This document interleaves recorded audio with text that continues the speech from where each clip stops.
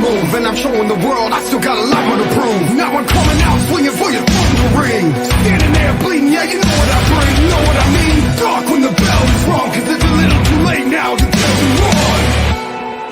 Get up and run. You're broken every part of me. I'm putting it up, beating down. I keep rising higher, higher, higher now. Don't fuck with me. Never gonna hold me down. I keep rising higher, higher, higher. The world can't stop me now.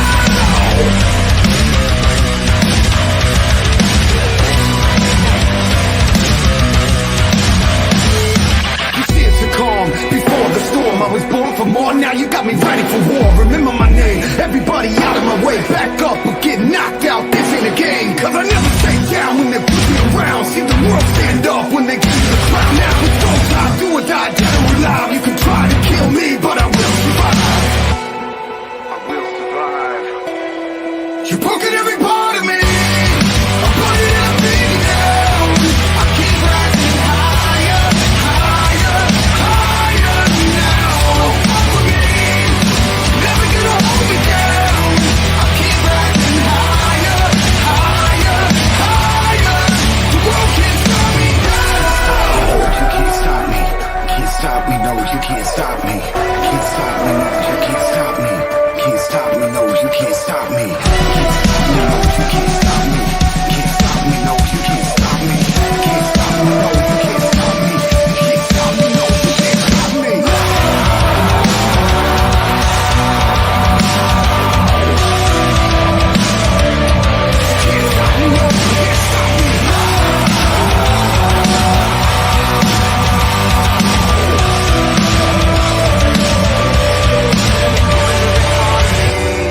I'm bloodied and I'm beaten down. I keep rising higher, higher, higher, higher.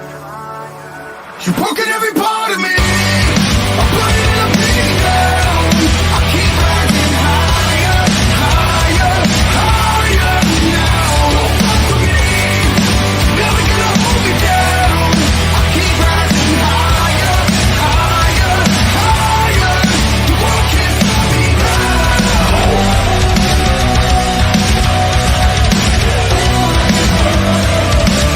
Can't stop me, no, can't stop me.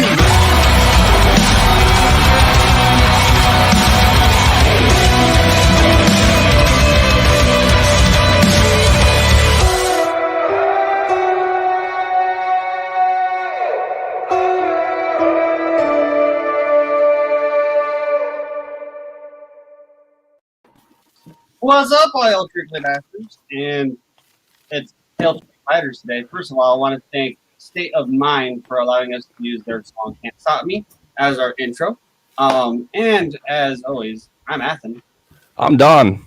And I'm Niko, and this is my buddy Annabelle. Annabelle. So, at least it's not a doll. No, there it is. So, yeah. All right. How's everybody doing this week?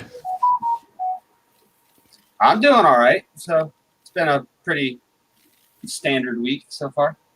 Yeah. You gotta say, How's the job getting snowed out? Oh, snow sucks. And didn't you like take a nail gun to like the finger or something? Yes, I did shoot myself with a nail gun this week. So I was putting collars on a post, and basically, you know, I have to nail through the miter cut on it, and I was holding it with one hand, and I shot into the board, and it fish hooked out of the board and went into my finger. Almost went all the way through my finger. You should watch Bob the Builder with your kids, and then I'm pretty sure you can follow some fucking safety standards. how does it go? Can we fix it? No, it's screwed. Right. Oh. Who wants to bring us in for our first story? So I guess I could cover something. So we can cover a quick one. We got the new Spider-Man 3 set reviewing or teasing the return of the Iron Spider suit. Right. So it says new images from the set of this untitled Spider-Man 3 movie hint at Peter Parker again donning the Iron Spider suit he received from Tony Stark. So Same exact thing over again. First appearing at the end of Spider-Man Homecoming, it wasn't until Avengers Infinity War that Peter Parker would don the armor during his and the other New York-based heroes' trip to Titan to confront Thanos. Not much is known about the plot, specifics of the untitled Spider-Man 3 film at this point. After the clear setup at the end of Spider-Man Far From Home, it appears as if it's not going to be a direct continuation of that narrative, with the threequel now confirmed to connect to Doctor Strange and the Multiverse of Madness. While Benedict Cumberbatch has yet to be confirmed for the project, there have been persistent rumors that he is reprising his role as the MCU's future Sorcerer Supreme in the blockbuster. Meanwhile, Jamie Foxx reportedly reprising Max Dillon, aka Electro, from 2014's Amazing Spider-Man 2. Previous actors who played the role, like Tobey Maguire and Andrew Garfield, are also rumored to appear, as well as Charlie Cox's version of Matthew Murdock Daredevil. Okay, so that's interesting. I'm wondering how they're going to put the other Spider-Man actors in there. So everything's been like speculation so far that that Spider-Man 3 is going to tie into the Doctor Strange movie. I can't remember the actual timeline. Maybe if I can give it a quick Google search. But it was basically, from one of the times that I heard, was that Doctor Strange in his movie was going to pull into I can't see that. That's like way too small. That's what she said. You beat me to it. Yeah. She said that too. That's why I got divorced. Ooh. Didn't mean to bring up past drama. There it is. Oh, Jesus. This is so convoluted. All right, anyways, since I can't find a good enough image. So it was basically that Doctor Strange's movie with Multiverse of Madness was supposed to bring in like Andrew Garfield and Tobey Maguire, and they were going to try and do like their own like mini Spider-Verse movie because that one was so successful. Okay. And then there were like 3 Spider-Men. And so, but since nobody knows the plots, but they're wanting to say that those actors are on set and they've actually filmed their parts. However, you can't really trust all the pictures that are coming out because everybody's like deep faking the shit out of them. And like Photoshop's gotten like way too powerful for its own good. Well, I mean, hell, so, even like Pixlr, it's a browser-based freaking photo editor that you made our overlay with, which I need to put back up there. But yeah. Right. So I can't. Hold on, let me see if I can view this image. Check it out. It's Goose. Yeah, I can't see it. Goosey. What up? Okay, Going on? To throw me right into the broadcast. Why did here's my question for you guys. Okay. Why in the hell does Hollywood have to screw with a good thing?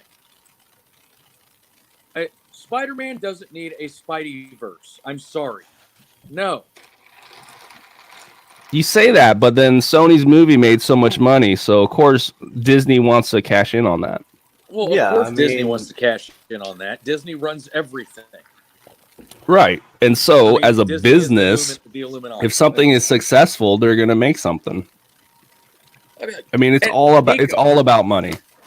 I've got it. I mean, if a Teletubbies movie made $1 billion, everybody's gonna come out with their own thing. Then the Care Bears movie is gonna come out, and then like a Barney movie is gonna come out. You know. Barney hasn't been a thing for 20 years. Exactly. So, yeah, and it's all about money. Why are the Hollywood in general, especially Disney, has this horrible habit of just beating a dead horse until it can't be beat anymore. Because it still makes them money. If when they lose out on money, then they'll quit beating the horse. It's all about nostalgia. Yeah, so that cash cow, as soon as they squeeze that cow for everything that it's worth, and then they'll let go. Yeah, but it's like we haven't had an original movie in how long? Tenet was last year. But then again, you also got to think about how many new movies have come out in the last year. So, and actually, there's a formula in Hollywood, and there's actually I think there's 4 different types of movies that they make, and they're all the exact same storyline, just with different characters. And I can't remember. I'm going to look it up, and by next week I'll have it for you, and I'll send it to you. But when it comes to movies, and it's kind of like with games, like I get so tired. I'm so tired of the Call of Duty franchise. It needs to die. I'm sorry. okay. It needs to die in the fire. It's just like the Final Fantasy franchise. I got so tired after Final Fantasy, 3,482. I'm done. You leave Final Fantasy alone. They've Don't always get me been good wrong. games. No. Don't get me wrong. Final Fantasy fight was a great game series up until about 4, and then I just got tired of hearing about Final Fantasy all the time. It's kind of like GTA. Yeah, I want them to do a GTA 6 so that they have like a massive open world, but I'm kind of over the GTA series. Well, I mean, talk about beating a dead horse. How long's GTA 5 been out, and they just keep on updating and keeping it going? Or Yeah, what about GTA WoW? Online. That's a dead horse too.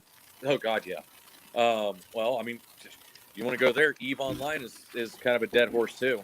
Yeah, EVE Online's been it running makes for money. years now. But it is so huge that you can literally never do the same thing twice. Mm-hmm. I was going to say something a minute ago, but I What forgot the what I hell was is going to with say. the chicken, Niko? What about it? You got a problem with my chicken? No, I have chickens. I'm just it's so random. It's my buddy. It's Niko. Never mind. Never Fine. mind. Have a good show, guys. We'll talk to you later. All right, we'll see you, guy. So, I think I got- if and, there's a problem with you, what are you gonna do about that, eh? No, that pisses you off just as much as me, right? God, what a piece of shit. GTA 6 is rumored to have a female protagonist, and back in Vice City, Chey says for Niko to quit showing his cock. That's not a clock. That's a hen. Yes. And then Jennifer says, "You leave my WoW alone." So yeah, WoW's definitely a freaking dead horse. I was over WoW a long time ago. Right. So, I just don't have the time to like dedicate to it. I mean, I'll admit it. I mean, there's a lot to it, and I'm not one of those min-max players. I mean, I actually like to enjoy the game, and then just because I try to get into Monster Hunter with like a group of people, and they were just completely min-maxing, and like I didn't enjoy like any part of the story. It was just just go here and farm for this gear and all this stuff, and it's like, yeah, this isn't fun. yeah. And it's like, yeah, I'm just grabbing stuff, but it's like I'm not contributing because you guys are just like boosting me, and it's like Guys, so it's I'm like I didn't have sorry, fun, and I had to like drop out. But I've just been shat on. I've got to take this one back to her coop. What do you think was gonna happen? You have like a chicken on your shoulder. Do I really look like a guy with a plan? Not All right. specifically. Okay, Yeah. thank you. I'll be back. God damn it. You're a piece of shit. You really are, eh?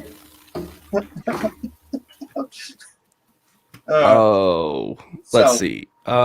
Speaking of a dead horse, the Snyder cut of the Justice League finally got an official poster and a release date. So the release date for Justice League is going to be March 18th on, what is it, like HBO Now, HBO Go? What do they call it? HBO Max. Yeah, that is. HBO Max is what it is. So, Justice League will be available on HBO Max. It's going to be released as a nearly 4-hour-long movie.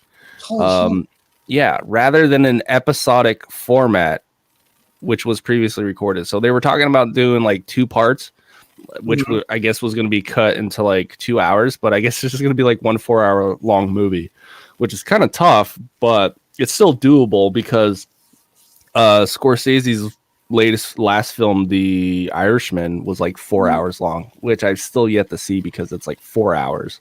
It's like, oh, what do I want to like dedicate my afternoon to? You exactly. know? And it's like, that's going to be something to appeal to like the hardcore fans, I think, more so than just your general casual fan, you know? Right. And HBO is really trying to step up their game because I mean they have Disney to compete with because Disney's whole library is on Disney Plus. Mm-hmm. Right. So HBO is trying to compete with that. And they actually do have a really comprehensive library because HBO is known for a lot of good shows, Mm-hmm. you know, because Game of Thrones is on there, The Wire's on there, like And then Sopranos is on there, Sex and the City's on there, like all that stuff. So, I mean, they're really trying. that other show, the freaking Westworld. That's Yeah, Westworld's on there. And a bunch of their new stuff as well. So I mean, so they're trying to, you know, still be relevant. But I mean, in my opinion, because that movie was such a disaster, Justice League, and I know that like this new cut will help save it some. Because I saw the director's cut of Batman v Superman, and Now that's over with. And that was like completely. I mean, it really improved the movie. And even though it wasn't much, it still got more into like, there's like a lot of details that they skipped, but like the details is like what made that movie. So if you're going to add like what, a whole hour and a half to an existing movie, I mean, you got to really wonder like what exactly that they really cut, because Zack Snyder actually left the movie like what, 2/3 into production, halfway through production, because family issues or personal issues, and then Joss Whedon had to take over. I mean, he tried to do it like, you know, give it his all or his, you know, his best shot for it, but it's Joss Whedon, and that's like got a certain tone to it, and it doesn't really work out in like the DC universe. I liked him in Big Bang Theory, though. Who? Joss Whedon. Oh, he popped up. I don't watch. Yeah, I never watched that show. I mean, to me, it wasn't funny. You never watched Big Bang Theory? No. What? I mean, because in my opinion, it's just like they just say a bunch of smart stuff and then just try to make it a joke, but it's not a joke, and it's like. Yeah, but it was like the funniest show modernized on syndicated television. What in the mid 2000s? Come on, man. I like How I Met Your Mother better. Joss Whedon had a recurring role on Big Bang Theory as himself. Yeah, he did. Yeah. Oh, nice. Him and Sheldon had a big beef between each other. I can't remember exactly what it was, but they had a beef. And Sheldon's the tall, skinny gay guy. Well, in real life, he's gay. Yeah. Right. Yeah. I think he's actually trans now. He came out as trans now. Is he? Like in real life, I think he okay. Came out. I know.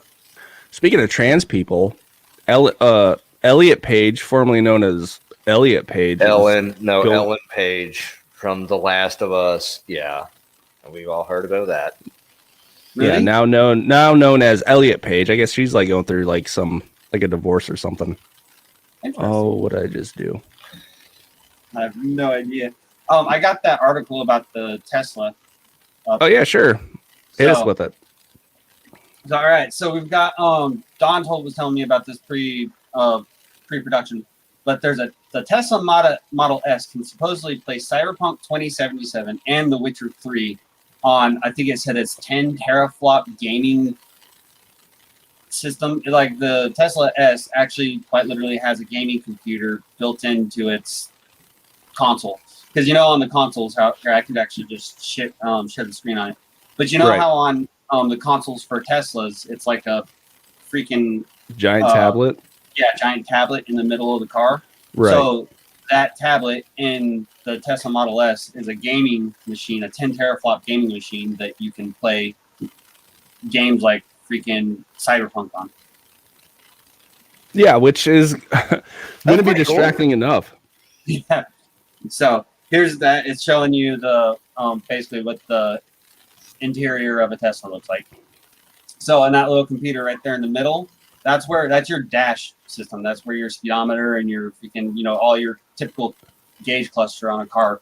That's where it's at, right there on that little computer. And that computer is a gaming PC.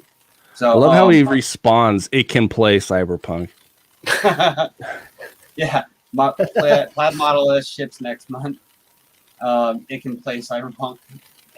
Both of which Yeah, are but the games- irony behind that is nothing can play Cyberpunk because Cyberpunk is so buggy and just messed up right now. Yep. Have you guys So seen it's- it? Hey, I can play Cyberpunk with like hardly any issues. Yeah, but you've got a freaking Yeah, but isn't it so glitchy and buggy? Like there's so many things wrong with the game. Wouldn't it release way too early before they had any time to like? it's Oh, did you mean that like the suits for CD Projekt Red, actually wanted to push the game before it was ready when the production team was saying, "Hey, this game's not ready," but the fans were like, "Hey, you've delayed it enough. You need to release it now." they did release. Are you saying that like they actually listen to the fans and the investors when they're saying, "Hey, we need a profit, release this game"? Yes, they did that. They released the game before. Yeah, they released the game before it was ready. Before they tested all the bugs. When the development team was like, "Hey, this game's not ready. We have issues." They were just like, "Release it anyways," and that's exactly what they did. And then they said, "Man, we told you." And then, not to mention, it's such a extreme game that you have to have top tier machines in order to run it. Like I could probably run it on my computer. Oh, you can run it. I was wanting to get it for my PlayStation, but freaking, there's no way my PlayStation would run it. You have a PS5? No, I have a PS4 Pro. No. Then you need to get it on PC. Yeah. So Because right now the way it works is on last gen consoles, it runs like a potato. yeah. So you either get it for PC, which you get constant patches, and you can actually adjust the settings as needed. You can find that optimal setting frame rate, that's in your wheelhouse. So it's just that much better. And just plug up your PS4 or your PS4 controller up to your PC, and you'll be fine. True. There you go. That's the goose. Goose. I feel like this is going to be like our chaperone that just like pops in every now and then. It's in the private chat. Oh, there is private chat. That's the love of No. having a boss. No, he can't do that. He's not my real dad. Something for you. Games that frickin' release before they're finished. Primary Right. example that I have right now off the top of my head, Red Dead Redemption 2. Yeah, I mean, especially since In what way? No, it was The not. only That part was that's finished when it was released. No, it was not completely finished. The online play was not ready. Mhm. Well, yeah, but, Okay, but online, people were able to enjoy single player for a long time. Yeah. I mean, that's just how Well, Rockstar was able to milk that money. It was just saying, hey, here's this game. Online's coming later. And then you either have people that wait for the online or people that don't. And then you have people that invest the online and they get that, like, whatever their cash system is. I know, like, Grand Theft Auto was like shark cards. And so, I mean, yeah, it's But just they a way didn't to, have any like, of that. milk the machine. Well, and Red Dead has their equivalent of shark cards too. They have the gold bars. You can buy gold bars, Yeah, now they do. and that's But- just like but the that's thing just was, like when the Red shark Dead cards for released, GTA. Were able to go online. There was nothing to do. Yes, I do No, there's remember still those days. nothing to do. There's still nothing to do on Red Dead Online. You've Like, got I more got to to do the on point where, single like, player screw it, than I you just have gave the game. on Red Dead Online. Like Oh, I played yeah. I played through the story mode. I beat it. I was like, cool. I'm gonna go play online. There's nothing to do. What No, the- it's bullshit. I mean, Yeah, it's- pretty much. So and just like the first Red Dead Redemption 1 online. And- There's Yeah. nothing to do there either. and, there's game developers that are like they're known for dropping unfinished product, like Bethesda. Anything from Bethesda, is going to be incomplete when it comes out. No, that's not that's not true. Buggy as shit, yes. Yeah, very Unfinished, no. EA will be the one to say that this game's not finished. Total garbage. EA and now Dice. But sorry, if you want to come out with if you want to talk shit about Bethesda, look, I'm a huge Fallout 76 fan. Love Fallout 76. I just have an 76 are article for you. Shoot me in the face. I I don't wish care. could punch I Phil's like screen Fallout right now. 76. I'd just be like, Excuse me? Right. back yourself, Niko. Fuck you, bud. Dude, that game, like, I downloaded Fallout 76. I was like, hey, cool, open world bet. You know, I can get on with a bunch of friends. I can do this thing. I get in. I'm in for 5 freaking seconds, and I've been killed 17 times because so many people freaking modded the hell out of it.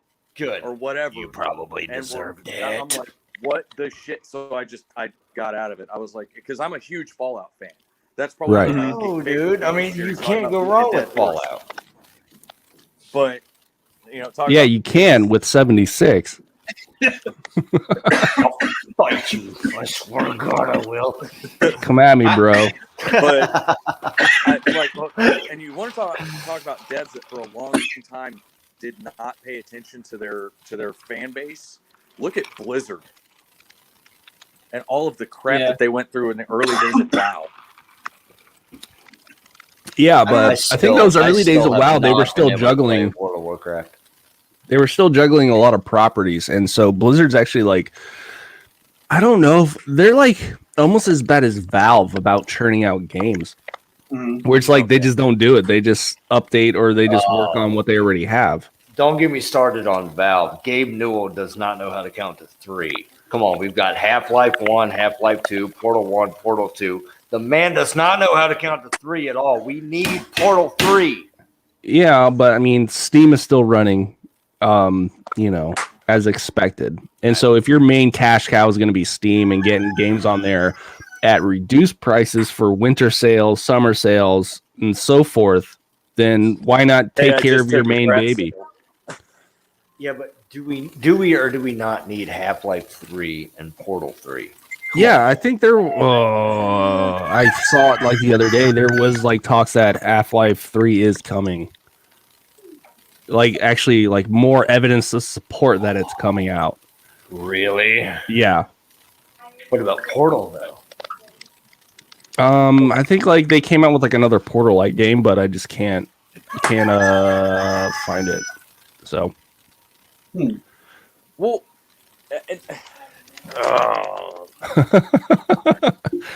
see, I mean, Portal, speak your mind, bro. It's a safe space. I love me some Portal, man. Portal, I got into the first Portal. I loved Sure. it. It was kind of fun, whatever. I think I was playing it on 360 back whenever it first came out. So Right. you had the orange box. Yeah. Mm-hmm. The original Portal. Yeah. And which was cool. And I mean, and if I remember right, it didn't have a tutorial, so you just had to kind of figure it out. Yeah. Which I liked. I thought that was cool. But on the same note, any game that comes with a tutorial, I play through it. Because I'm Right. You know, I love the game. I love playing games, but I'm not the best gamer in the world, and so I play through tutorials all the time. Hell, I go back. I've been playing Eve off and on since 2007, 2008 time frame, and I still go back and play the tutorial at least once a year. because they add stuff. And you know, Eve, literally, when I came back to Eve this last time after 5 years, I didn't realize that they had gone free to play. And the Omega was how I was used to playing. Yeah. And so I was like, okay, so I played through all. I'm like, wait, what is this free to play shit? Huh? Cool. You know, so. But Julie Little Spud remain checking in. I have a Hello, Julie. I have a little beef with CCP anyway. So hi, Julie.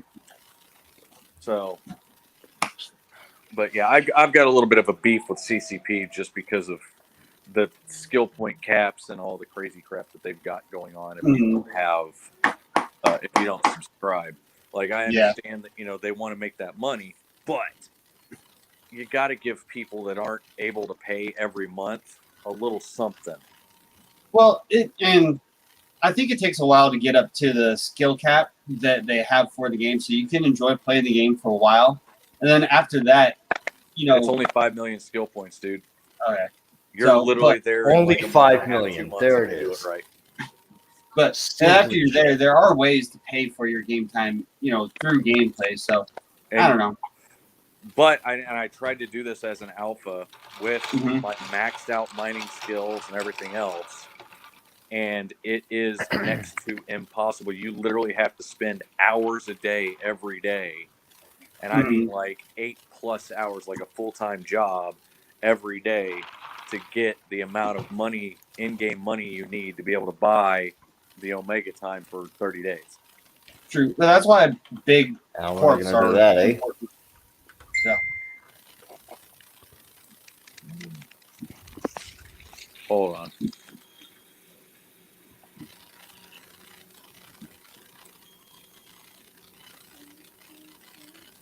So, I was alive. We don't want that air, do we? No, I mean, are you Okay. back? Yeah, sorry, I was responding to a text message. Oh, gotcha. That's what we ended on. Just you responding to a text.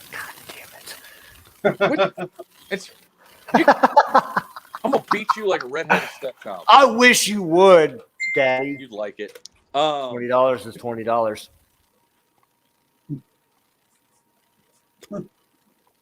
Yeah.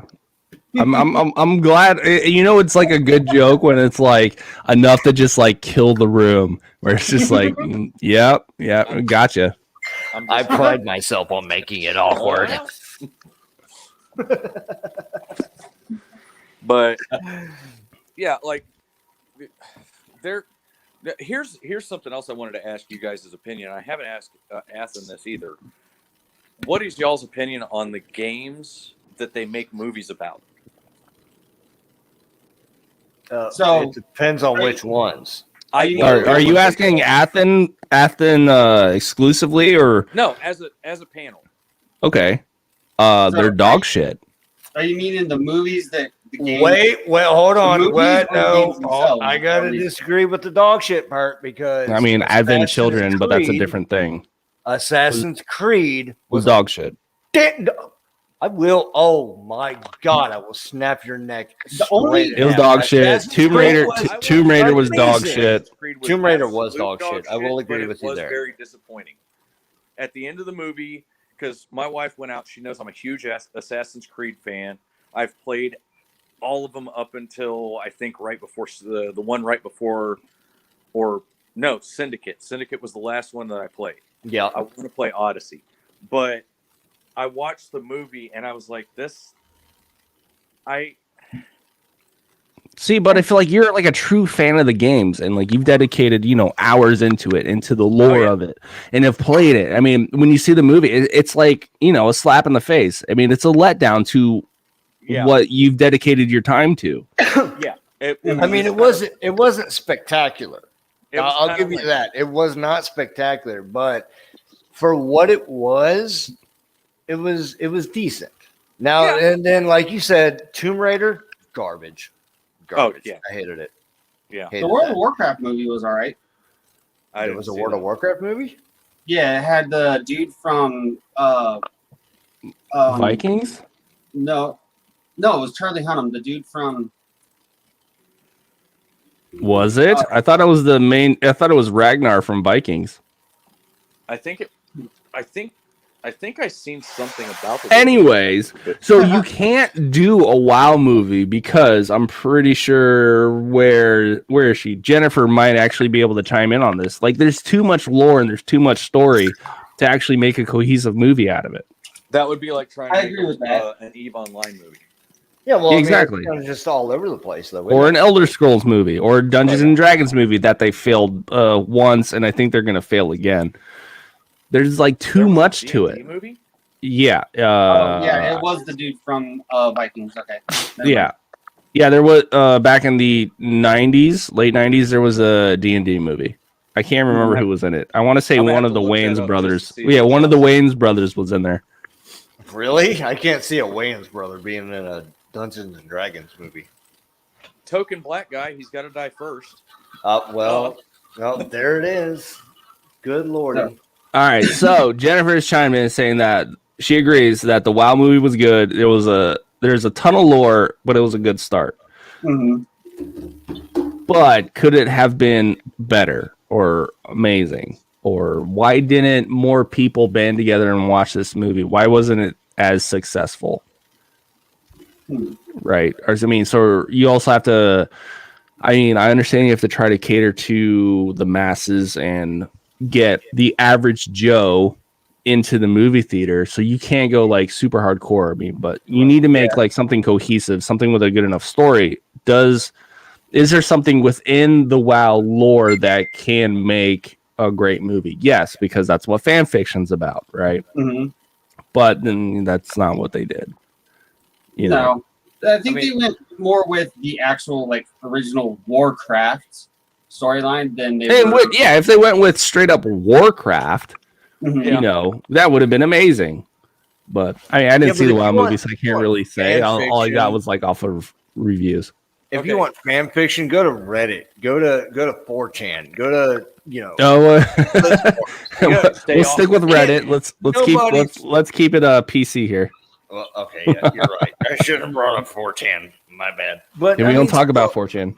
Nobody's going from forums for fan fiction. You know what I mean? Like if somebody's gonna but people are going to forums for stock advice now. Oh well, no. That's a completely different thing entirely. Okay. But I mean, if somebody's going, we'll talk about that next. One more movie that we haven't hit, and I just dropped a little hint about what it's called. That's based on the game Hitman. They already made that. Yeah, I know. Yeah, it sucks. What did you think? I think seeing that girl's tits was like the only redeeming factor of that movie. I mean, that's it. The dude that played Timothy Oliphant. Yeah, not really a fan of his, but he did pretty decent. He wasn't bad, man. They could have got a lot worse. For me, I think it's like his face. I just don't like his face. Yeah, he does have that face where you just want to punch him. Yeah, I think we call it date rape face. I don't know. It's just like something about him that just like immediately makes me not like him. I didn't like him in Transformers. I didn't like him in Hitman. I didn't like him in like a bunch of the other stuff that he's been in. I mean, even though he was in Deadwood, and he is good in Deadwood, but he still has that face where he's like, I'm not liking this. Can you just walk up to him? He doesn't even have to open his mouth. You just walk up to him. You, sir, are a prick. Yeah, exactly. He's gonna be like, I'm an actor and I have more money than you. Yeah. Okay. I've got people that really love me. Ready Player One was a pretty good movie too. What was that? Ready Player One. Yeah, that's based off of a book, not based off of a game. Shut the fuck up right now. But it was about gaming. It was about gaming, but even then, Ready Player One, it didn't fully fledged. It wasn't as immersive as what the book was, because according to the book, that whole AR VR thing, augmented reality, right? The virtual reality thing that took over all of standard life. Like you would go to school in like VR. There were jobs that you would do in VR, right? For them, according to that movie, it was just a gaming aspect. Right. So they didn't really divulge into like how fully integrated it was into that society. Right. Showing that this is the way people live. Right. Not just something that people do as recreation, because they only did that in order to try to relate gaming culture now, where it's like, oh, you only go online, you only do this thing because it's recreation. It's not because it's become easier. It's like what was that movie that Bruce Willis did where like basically they would pretty much take over a robot? Anybody know? It was like anyways, I'll have to Google it. But anyways, so it was basically like that movie where it's like, oh, it's too dangerous to go outside in your real body. So you pretty much jack into like an android and you live your daily life through this android. You're not talking about Fifth Element, right? No, bro. No. I'm asking. Yeah. For his little chicken friend that's not on his shoulder anymore. Yeah, my little chicken friend that Okay, shit my on final game to movie, and I believe it was a flop. But my final game to movie that I want you guys' opinion on, Need for Speed. Need for Speed. Surrogates, by the way. Surrogates. Oh yes, I remember. Oh, Yeah. Okay, I remember. Yeah. Yeah. So it was a part of their daily life to like jack into an Android. Right. Yeah. So which was like Ready Player One. It was like you would jump into this VR world to do like basic daily tasks where that took over everything. So they didn't step up how important this world was, and then which then would also bring it down to how important controlling this company would be, like how badly people would want it. People are just like, oh, it's just like, oh, I'm gonna own Steam, or I'm gonna own Valve, or I'm gonna own Google or EA or some shit, you know. And Need for Speed the movie, I thought that one was pretty much the absolute trash because didn't watch it. It didn't even. No, I didn't know it existed. It didn't make you feel like you were watching like Need for Speed type of movie. It was just like, I don't know. It felt incomplete and just half-assed, and Well, the thing was like, and I can't remember if it was right before it came out or right after it came out. They dropped Need for Speed: The Run, and which is basically the Cannonball Run. And so that I thought, how good was Cannonball Run, by the way?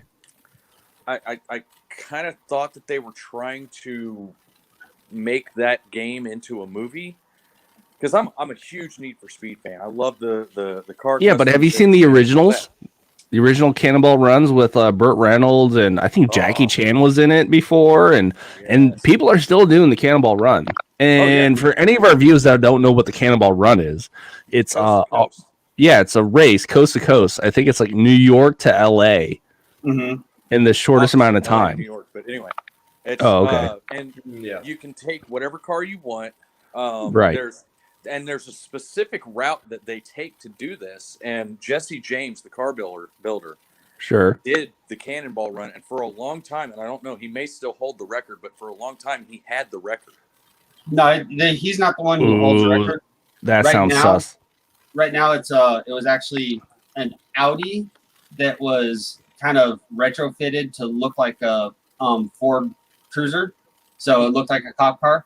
And they were able to basically stealth through because everyone thought that they were a cop car, but it wasn't like labeled. It didn't have any livery like a cop car or anything like that. It was just a flat white car that looked like it was a cop car because it had black wheels and it had like mock-up Fords emblems and stuff like that on it. Yeah, but cops will also pull over the other cops. So yeah, and then videos.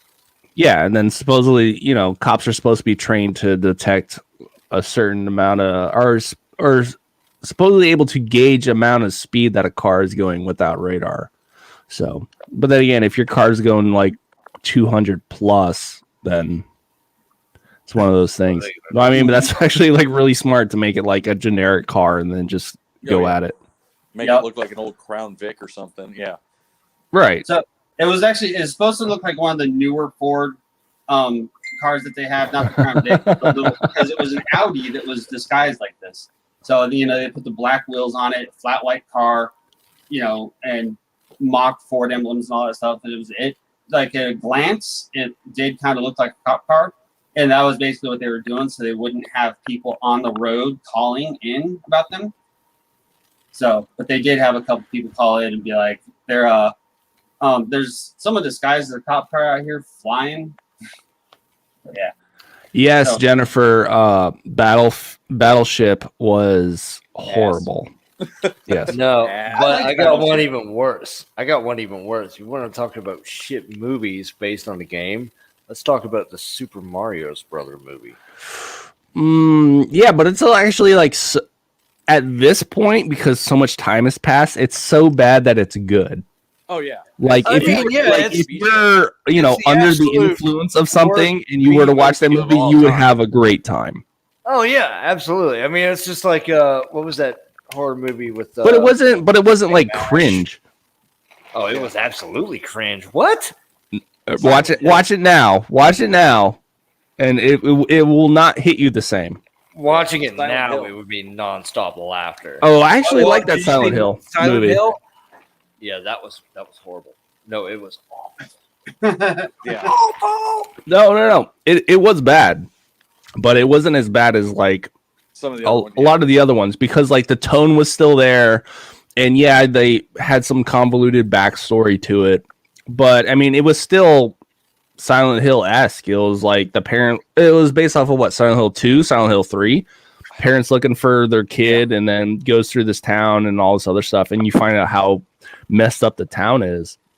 And so, I mean, it's have still the same flavor to it. Yeah. Yeah, it did. And so it's about as, I mean, if you played like some of the offshoot Silent Hill games like The Room or what was it? I remember The Room. Silent Hill 1, or it was either 1 or 2 where the guy like looks for his wife but finds out like that it's actually that he killed his wife and then like all this other stuff.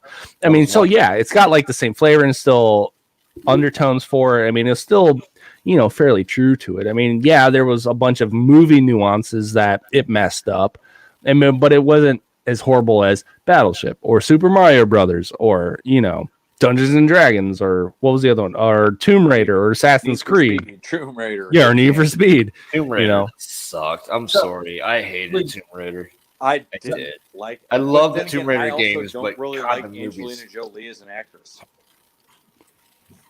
What's yeah, that? she's not that great. She's not that great. Angelina Jolie, I don't like her as an actress.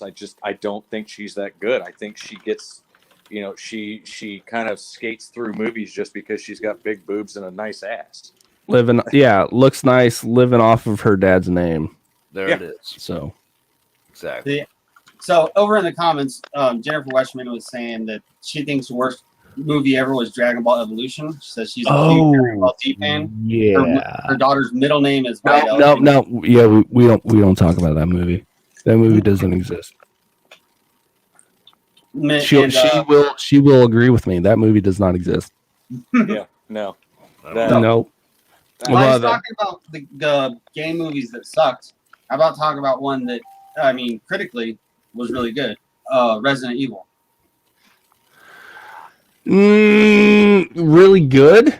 The first two were good.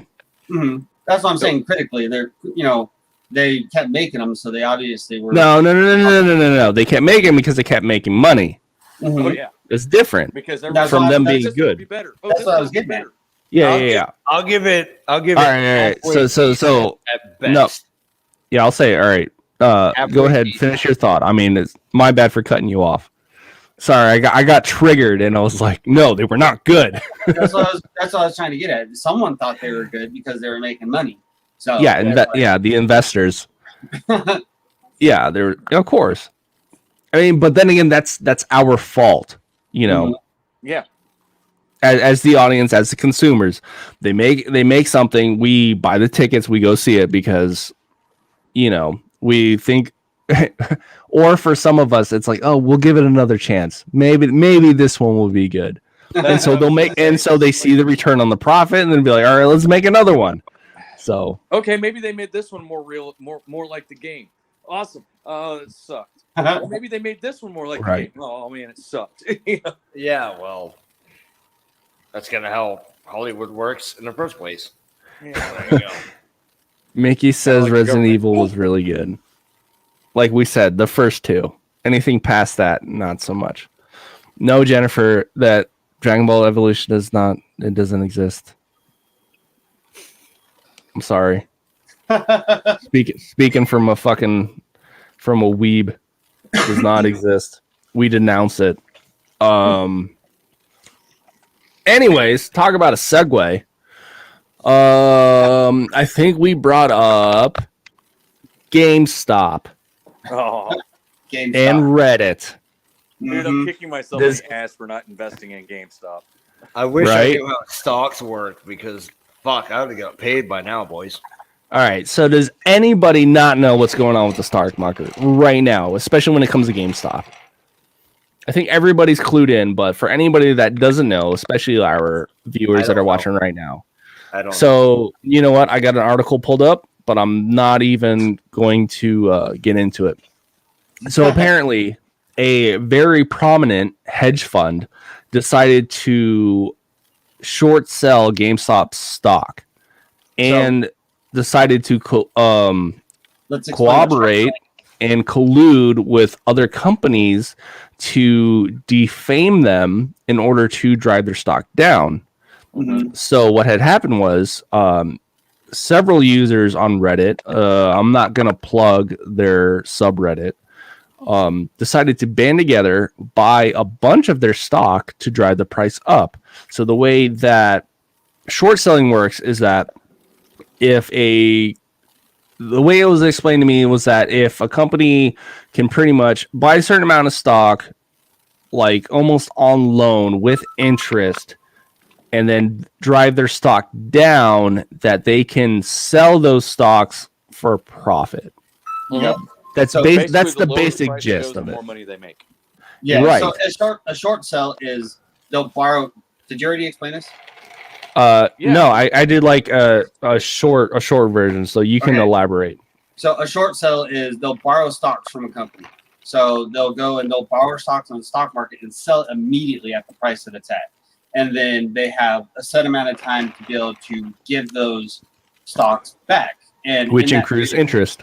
Yes, which accrues interest. So they pay the interest over the period of time they have those stocks, and they wait for the price of the stock to drop from what they bought it from, and then they'll buy the stocks again, which was what Don said. So at that point, when they give those stocks back, they keep the profit of whatever it was.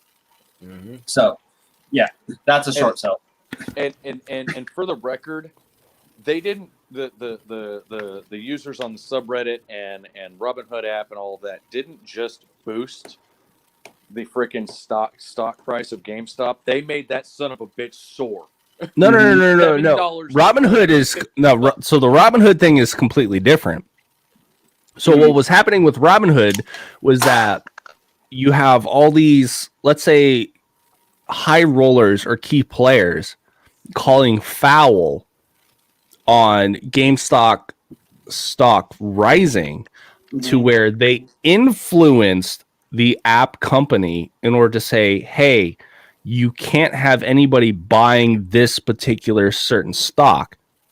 You can sell it, right? Because selling drives the price down. Right. You can't buy it, but you can sell it. So that's the thing with Robinhood, where they were influenced enough to say, oh, you can't buy this stock anymore, but oh yeah, you can sure as hell sell it because that helps them. Yeah. Right. And I guess even Elon Musk had gotten in and bought some stocks in GameStop for this thing too. So it came to like they pushed the cost of the GameStop stocks up so high that it equaled out to like something like hundreds of billions of dollars being lost to the hedge fund. Oh, last time I heard it was like 200 billion. Yeah. Last I heard. But I mean, you're literally talking about a stock that went from $7 a share one day, $7 per share, to $450 a share.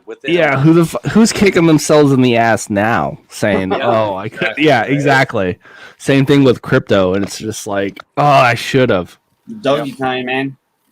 Right, but it's like one of those but it's also like for the everyman, like a feel good story, you know, where it's like, Also, we are not the man, professionals, so don't take our advice for. We're not like any kind of professional, so don't take anything that we say seriously. I can teach you how to be a professional piece of shit. That's about it, eh? Yeah, we could do that. But no, I mean, that's actually good that people actually band together, see that somebody was oppressing a company that they held true and dear to their heart, which they have done multiple times, band together and just like help out the company itself. And it exponentially screwed over the man. But who in the hell is holding GameStop near and dear to their hearts? Hey, here's my game I bought 3 days ago. I decided I didn't like it, but I didn't buy it here. Well, the best we can give you is $7, but you've got it on the shelf right there. So all right, so that's a different audience. It's more or less for the people that would go to GameStop for those cheap games. Yeah. See, here's what I used to do with. I know. GameStop. I'm just joking around. I mean, and it's just like Blockbuster, in which I've been sharing a lot of memes about like Blockbuster. We're like, hey, Reddit, do your thing. But there's actually the one Blockbuster still left. Yeah, Athen, is that in your town? Yeah, we took you by to see it. And it's an Airbnb. Nice. It's an Airbnb now. It's actually, that one's a really cool story about that one. You can actually rent that place for the night and go, and they've got like the VHS player and all that shit. Huh. And go in and basically have like an old school family movie night where you go in, you rent the movie for $4 or wherever the hell it is. And you know, your popcorn and all that shit. So I mean, it's really cool. I heard the story. And I was like, Athen, I need you to verify this. What? Yeah, I'll have to go check that out. So Yeah, so it's like a nostalgia trip then. Yeah. Nice. But the thing with If they GameStop, have the dark. I wonder if they have the back room still. Oh, hey, they better. Blockbusters never had the back room. Oh, that's right. That was the one my mom worked at. Hardbart Video. Oh, Niko's been there. what I was Yeah. saying, I still got her about old phone number before what I the was saying area about code GameStop changed. a little bit ago was Yeah. what I did with GameStop is I would always go in and just buy used games. I was able to Yes. play like say freaking every single game. So you go in, you buy a used game, and you have like a month, I think it was, to be able to bring it back in and get a full return. Oh, really? So you play the game, beat it, and in a few days, go back, or if you don't like it, go back to GameStop, and then say, I don't want this game anymore. And then you get full refund on it, and you can get another game. It's usually I was not abusing the system. but that's At all. that's the Yeah, point. right. It's store credit. They do it like that for that reason. But it's store credit. Right. So then I just go and get another game, and yeah, so you can just kind of rotate your games out like that. And I played like every single game out for a while through GameStop like that. Yeah. And you get points on your GameStop because you had the GameStop Power Up Rewards card and Oh stuff. yeah. And every single time you would buy I and still sell have that. or buy and trade a used game, you'd get Yeah, I was points. doing that until like they added like another tier to it. Mhm. So they had like the rewards and they had like rewards plus or like rewards power or something like that. Mhm. So they had another tier and I was like, all right, this is like too much to like deal with. So Yeah. Now you're making my brain hurt. Go F yourselves. And Yeah, then pretty for their deals and all that, it was like $15 a month. Mhm. And then Yeah. it kept going up for like whatever different specials that you wanted. The better the deals, the more you paid per month. Like, come on. all right. Let's see. What else do we have? We have an hour left and we have a lot of stories to get through. Yeah. All right, I'm gonna bounce. Much love, you guys. I'll keep watching. All right, we'll see you, guy. See you, buddy. Okay, so apparently there's been rumors about Konami getting out of the gaming business. Mhm. And so articles have come out to speculate otherwise. So, all right, let's go with IGN. So Konami's provided clarity on the future of their gaming division and announced that it will dissolve its production divisions. So, per company spokesperson, the move has been made to allow for games that have been developed more nimbly. Oh, nimbly bimbly. Speaking to IGN, Konami explained the difference between a soon-to-be dissolved divisions and the company's remaining product departments. The divisions supervise the production departments which develop the games, which supervisory aspects now removed. The hope is seemingly that the company will be able to make games more efficiently. So basically, they're downsizing to be more efficient in making the games that they do make. Konami announced that the internal restructure in which 3 production divisions will be dissolved, but has denied that it's shutting down gaming production. So for any reports that Athen is now just in space. Okay. Yeah, I don't know. We lost him there for a Yeah. All right. So anyways, yeah. So I guess the reports of Konami completely dissolving from making games is false, and what they're doing is downsizing in order to make their company more efficient, because Konami doesn't make isn't known for like the best games now currently, now currently, right? How many Konami games do you know of now? Do they make?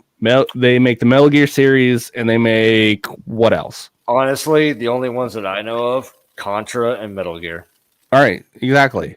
And so, yeah, they might have their hand in a few other ones or some indie games or games that don't get as much attention. Right. And so they're trying to, like I said, streamline their department in order to make better use of those games that are being made, right? Because if you're not as big as a company as even Capcom or Sega's still making games. Oh yeah, or EA or any of those other big ass studios. I mean, yeah, it makes sense to downsize. So we've debunked that one. Sorry about that outburst a moment ago. I didn't realize I was using my camera's mic. No, it's okay. I mean, it's not like it's a chicken or anything, but you know what? Let me tell you something. we're gonna put you to push the talk if you don't check that chicken. I don't have the chicken anymore. It already pooped on me, and I have to send it back to its home. Yeah, we heard it. All right, what else do we have? Oh, is it still on me because I have like all the gaming stuff? Yeah, I wasn't able to get really much gaming stuff. I mean, we could always go to Power Play of the Week and show off. Yeah, it's halfway through the show. Why not? Okay. Hey, Power Play of the Week. Let's go on and show off. Let me. Got to get it pulled up. No, hold on. I'm trying to get it pulled up real quick. So you go ahead. Oh, Athen, you got it. Yeah, I've got the. Video. So the Power Play of the Week comes from Jennifer Westerman, our very own from WO Entertainment. This girl sent this to me a few months ago. This absolute clutch freaking move. Sniper shot impossible. Check this out. Go ahead and play it. Comes around the corner. This is with night vision and everything, boys. Tell me this is not the most impressive shot you've ever seen in a game before. Look, I'm pretty good at these kind of games, and I couldn't even do this. Not that one, but this one. Boof! Cracked. Wait for it. Ooh. Bam, right there. Nice. And ranked up.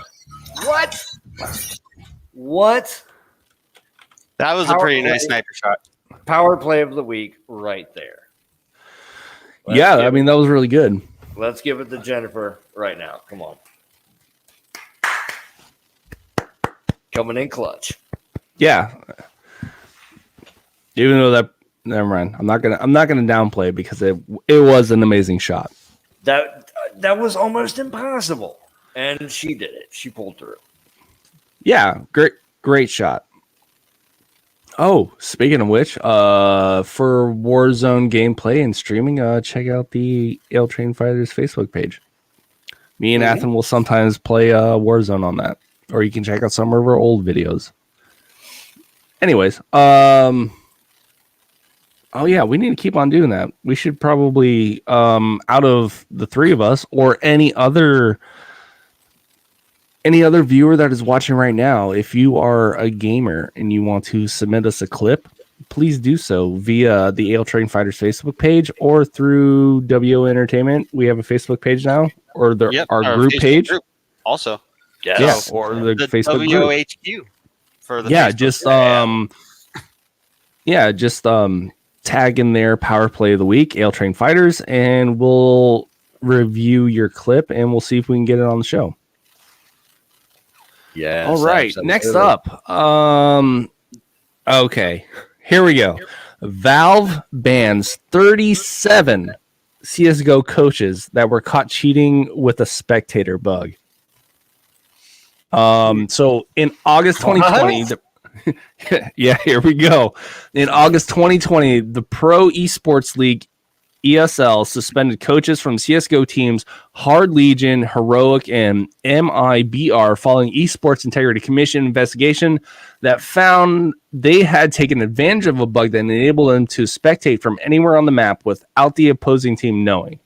Further investigation found out that the cheating was actually far more widespread than that.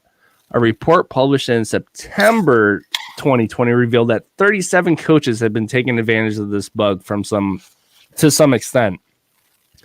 Let's see. Moving through this article, there was a sanctions and consensus matrix that applied demerits, like a demerit point-based system for frequency and duration of the spectator bug exploit. 4 tiers of sanctions were applied based on the demerits. So basically, it's like you can have an esports team, right? And then you can also have a coach. The coach would then be like the overall, like, would be Overwatch, would oversee everybody's thing, would like call out plays and say, hey, to the individual players, like, hey, you move here, cover him, do X, Y, and Z, right? So apparently the coaches would exploit this bug where they can spectate, I guess, see where the other team is, what they're doing, and then counteract that. Okay. Right. And so based off of that, 37 coaches were caught doing this. 37. So that means that, I mean, you can't really fault the coaches then at this point. 37 means that there's something wrong with the system in itself. There's wrong with the rule set. There's wrong with the game, which they've put. 37 is a number saying that, hey, there's something with the actual establishment that we have, not like the actual coach themselves. So it's kind of unfair that you're going to punish 37 people for doing something that apparently most of everybody else does, right? Yep. Which they should take on themselves, where they need to change the rules and not punish these people. But I mean, but that's on me. But then again, it's like, if you're using your ability and your skill set within the rules, even though the rules might be shaky, you're not breaking the rules because those tools are still available to you. You get what I'm saying? And so it's kind of messed up that they actually call these people cheaters, even though it's within the foundations of what they're allowed to do. What exactly did they cheat at? So they were saying that, like, 4 coaches were given lifetime bans. So it was that they were using a spectator bug to give their team an edge on the other team. No. What I'm saying is, what exactly did they cheat? Because they didn't do anything against the rules. So how exactly did they cheat? All right. A quote says, neither coaches nor any other team will be allowed in the room, on the server, or otherwise communicate with the team during an online match. So I guess what they were doing is they were giving, like I said, giving their team information that they couldn't possibly have had in game, meaning player position, map layout, team support, etc. Okay, right. I got you. Yeah. Because that coach, so a lot of times a coach will be standing back. So let's say you have like your team and a row of computers, right? You'll have the coach standing back, overviewing everybody else. But your coach can also say, look to what the other team's doing and saying, there's a guy over here. You support this guy, check this corner, clear this corner slow, or whatever, right? So it was giving their team an unfair advantage. Fair point. But if that's like within the rule set for where they're supposed to stand, etc., I mean, then it's on whoever's holding this tournament, not on the actual coach. When it's 37 people, I mean, I can understand like they said 4, which were given lifetime bans. 4, I can understand. 37 is all right. There's something wrong with the establishment. Well, these 4 that probably got lifetime bans were probably the worst. Yes. I mean, it's really hard to tell. The other 33 were probably like, every now and then, they'd maybe like take a peek and be like, for some clutch type things, I'm thinking. Right. The other one's probably just freaking doing it all the time. All right. So that's on Valve, and that's for CS:GO. Let's see. Ooh, I talked about this earlier on. It's the day before, which actually some of you guys actually showed some interest in it. So maybe we can stream it sometime. So it's basically the day before, which is a cross between the Division and DayZ. So the publisher is Mytona and developer Fantastic. They revealed the day before an open world survival MMO, which is set to launch on PC via Steam in Q2 2021. So based off the gameplay, it's reminiscent of The Division, The Last of Us, and DayZ. It's a MMO survival game in a dystopia of post-pandemic America. The quote says, the day before, an open world, massively multiplayer online survival set in a deadly post-apocalyptic America overrun by flesh-hungry, infected, and survivors killing each other for food, weapons, and cars. You wake up alone in the world you no longer remember, setting out to find answers and resources to survive. I'm going to put this link in our comment section. So if you guys check it out, or any of our viewers check it out, and if it looks like something that you might get into, I mean, I saw the gameplay trailer and some gameplay of it, and I'm actually quite interested because I liked how the Division played, and I'm not crazy on major survival games like Rust, like Conan, like Minecraft, and everything else, because I mean, I like shooters and I like action and I like RPGs as well. But this one seems like a good mix between both of those. I've never played Rust, but I am very intrigued by it. I've seen some YouTube videos of Rust, and I've seen some Rust trollers. Pretty and cool. like, yeah, really good. Yeah, it does look. Yeah, there's some trolls, but Rust is a pretty, I mean, is a pretty fun game, but it's so toxic. It's not even funny. Like, what about the Forest? The Forest is an alright game, but that's more of a solo survival game. So Yeah, but you can also do that like with a group and VR, and I've seen like people like play the Forest. Ooh, I'll have to talk to you offline on this. okay, because yeah, the Forest is you can play it with other people. I think you can have up to like 4 people playing, but it's it's a co-op player. Yeah, but it's a co-op kind of thing. So whereas other games like 7 Days to Die and Rust and Conan Exiles and there's some other ones, but those ones are more of a massively multiplayer type survival game. So yeah. And then there was another one that I tried to play a couple of years ago. I can't remember what it was called, but it was Life is Feudal. That's what it was called. Life is Feudal.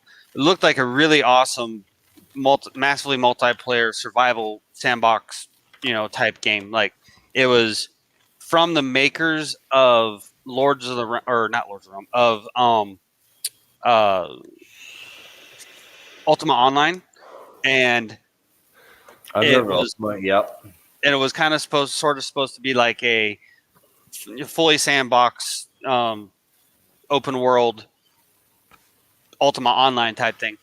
And I got into playing it, and it was actually really fun. But in order to actually be able to do anything, you had to be part of a guild.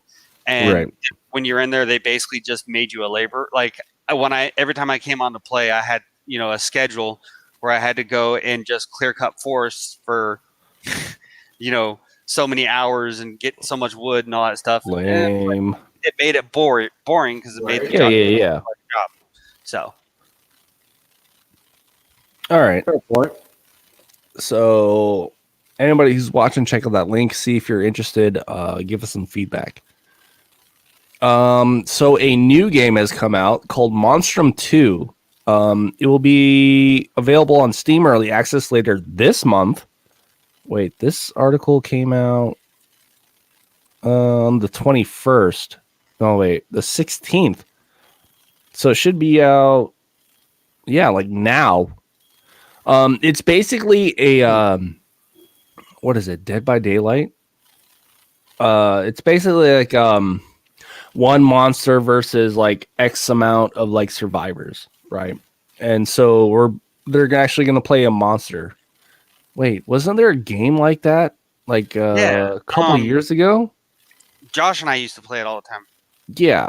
So I guess it's going to be more Dead by Daylight, but you're going to actually play a monster. The company Junkfish announced an early access release date for a survival horror sequel, Monstrum 2. Game will be set, to come to Steam January 28th. So it should be already out. The open beta will take place on the 23rd and 24th. Really? You're going to have a beta like that soon to the release date? That's not really much of a beta. If anybody doesn't know, a beta is like meant to like bring a game out to the masses so they can figure out what's wrong with it and then fix it later instead of a pre-release or a demo. Let's see. Up to 4 players will need to work together to escape the confines of Sparrow Lock. The area is not exactly easy to escape as it is a research facility set out at sea. The research subjects are not a friendly bunch. Well, I guess you have a lot of toxic players. Together, players will need to get past obstacles and solve puzzles while avoiding the monsters that prowl the corridors. You can play the monster, or you can play the monster and do the hunting. Early access launch will allow players to control one of 3 monsters, each with different abilities to track and attack the island's prisoners. The monster in the trailer is called Malice. All right, anyways. The monster in the trailer is called something. It's like Malice Coism. All right, I'm gonna put this in like the comments, and it's like Coism. All right.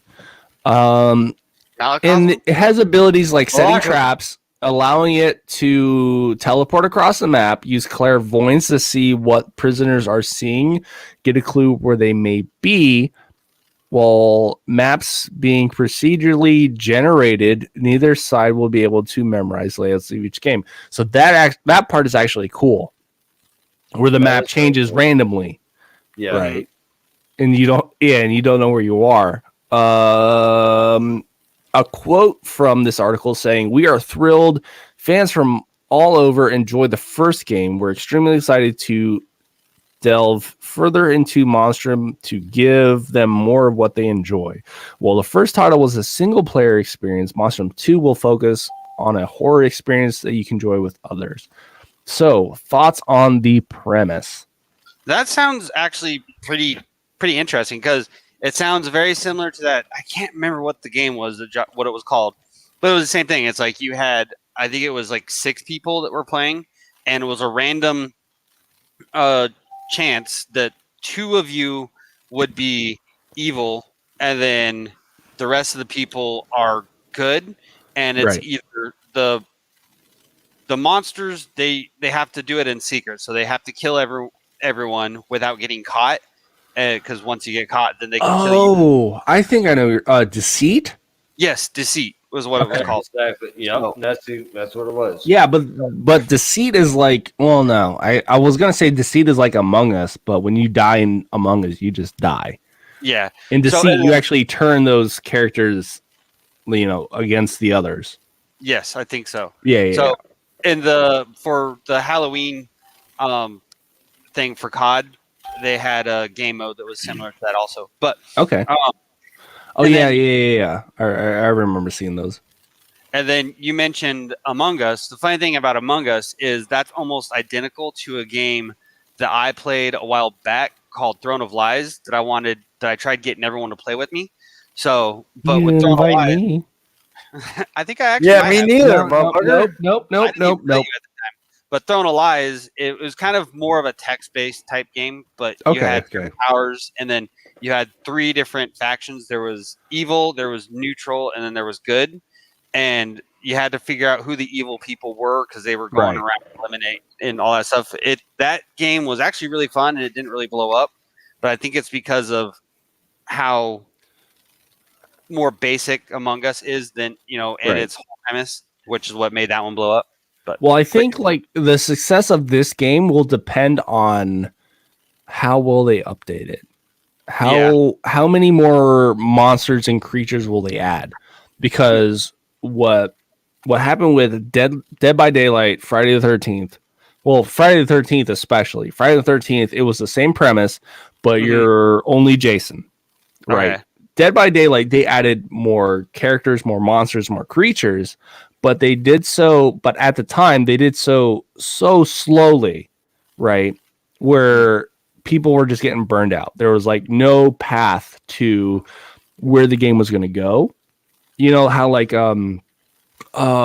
major cash cows, they have like this battle pass system like Apex, like Call of Duty, where it's like, hey, coming out on this month you get this, right? There was like zero news of it, and so it wasn't saying that, oh, you get this one monster here or you get this one character here. But a game like that, you kind of need like multiple characters, so it doesn't get stagnant. Yeah, and that's what happened. It was super repetitive. People were playing the same character or the same monster over and over again, and it's like, all right, this is boring. But this, combined with the map getting changed up every single time, I think this might actually have some longevity to it. Yep. So, and then that's another thing. That's something that with Deceit, that's kind of why Deceit kind of lost its, glow for me, because it just was the same thing every single time, and it just got boring. Right. Yeah, but that also, I mean, also considering for them making it single player to then multiplayer, the whole interaction with people. But then again, like you have with Deceit, when it's like that from the get go, I mean, it all depends on the audience. Sometimes they're into it, sometimes they're not. Let's see. Let's talk about, since we talked about CSGO coaches being banned, let's talk about this team. So there's this team. So a Team Vitality was issued a $10,000 fine for stream sniping during Blast premiere. So I guess Blast is a game, or it's either the event. So anyways, I'm going to sum this up. Oh yeah, it was CSGO. All right. So basically, more coaches, taking the rules to their own hands. This one particular team was fined $10,000 because their coach stream sniped the other team. Right, viewed their stream, see where their players were at, and then their locations in order to give their team the other edge. Which there was another report of this happening in a tournament where what happened was, but it wasn't a coach, it was more or less the team in the arena that they were playing at. Right, so let's say you have like think of like a movie theater setup where like you have like the let me go this way, the audience. And then you have like the streamers or the actual players that are playing the game. And then you have like the coach, right? And then so like in the middle, you have like the screen so the audience can see what's going on. What had happened was at this one particular tournament, the screen was placed so where all like the players would have to do is just like look over and just see what's going on screen. And then they like called them out on stream sniping. It's like, oh, it's not our fault that you guys like put the screen like right there. It's kind of hard to resist. Yeah, exactly. And then so apparently, like, this one team got fined like $10,000 for stream sniping. More or less, the story's in here for. I mean, esports is getting to a certain level where, people are getting like real money from it, like $250,000. People are getting rich off it. Yeah, exactly. And so, do you guys think like $10,000 as a fine is a little excessive, or it's more appropriate to it for something that they're apparently easily able to do, right? Not something where like they have to go out of their way, like, oh, they're pulling up like their phone and then they're like seeing what exactly the team is doing. But if they're able to do it easily within facility, I mean, is like $10,000 seems like a lot of money for something that they're easily able to do. Sure, it is. It But is, I mean, if it's pocket change to somebody else, then well, that's what I was about to try to say. Like, it really depends on things, because like at the caliber of what some of these players are and the money that they're making for playing these tournaments and all that shit, and Right. they're making some good money. There's millionaires that are professional gamers, but then at the same point, I'm sure it's probably the same. Just like in like football, you have some players on NFL football teams that are, only they don't even make like $100,000. They make a basic freaking wage at playing the game, and a $10,000 fine to one of them would hurt. $10,000 fine to freaking Aaron Rodgers would be like whatever. So, I mean, but all right. Personally, I think, all right. I have like two different views on stream sniping, right? So in a tournament, when you're like streaming for viewers, the audience to see, that's one thing, right? But stream sniping in itself, I think, should not be penalized. It should not be reportable, right? If you as a player are broadcasting your gameplay, your position, what you're doing to the world or your audience, I don't think that it should be, I don't think I should be reported because I'm taking the advantage to see what you're doing, that you're openly giving information out and taking advantage of that. Yeah, morally, that is a gray area, but you are willingly streaming your information out.